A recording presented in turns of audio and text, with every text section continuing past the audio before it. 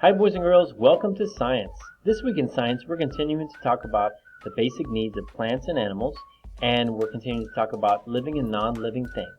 And if you haven't already seen it, watch the video just above this video. It gives a good introduction to basic needs of plants and animals.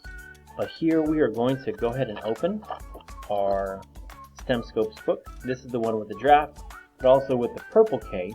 This is our journal. So we've got a purple K and a purple circle around it. And here in our journal, we're opening to page 27.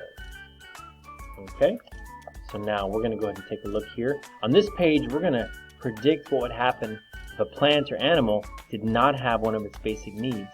And then, after it had it, how it would feel, or what would happen afterwards, after it did have one of that basic need that was taken away. Okay, so, for instance, here in the second one, well, first of all, let's go ahead and write our name on the top and the date, and you can pause the video to do that. Okay, today is November 2nd, 2020, and let's look at this one. So on the first one, all needs are met. It has everything it needs. How do you think it would feel, a plant or animal that has all its needs met? I think it would be really happy. So with this pencil, I'm going to fill in this happy face. Okay, you can do that also with a crayon or a marker. Okay, now I'm going to go down to this one. Here's where I'm going to fill all the way across.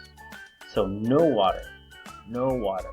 Okay, well, let me think of a living thing, a plant or an animal that needs water. You know, all plants and animals need water, right? Let me think of a dog. Okay, so you can pick an animal or a plant in your mind. I'm going to pick a dog. You can do a dog or something else. But if a dog didn't have water, how would it feel? Happy or sad? Yes, definitely sad. So I'm going to fill in that face. Okay. And then, after it got its water, how would it feel then?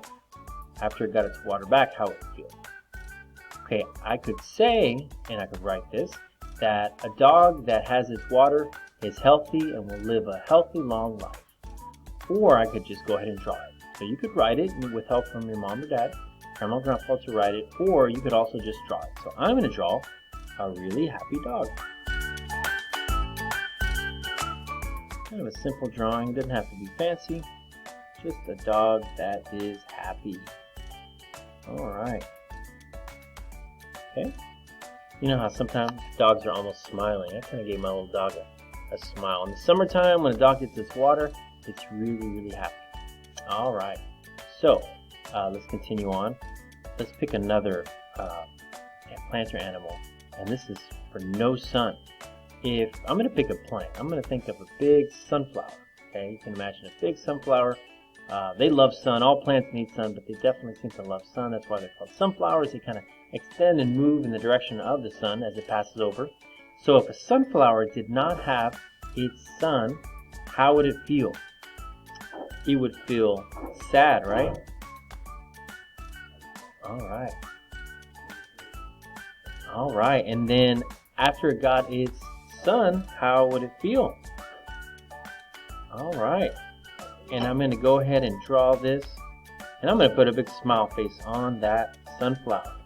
So you can go all the way down and continue to fill these in, pick one plant or animal, draw how you think it would react.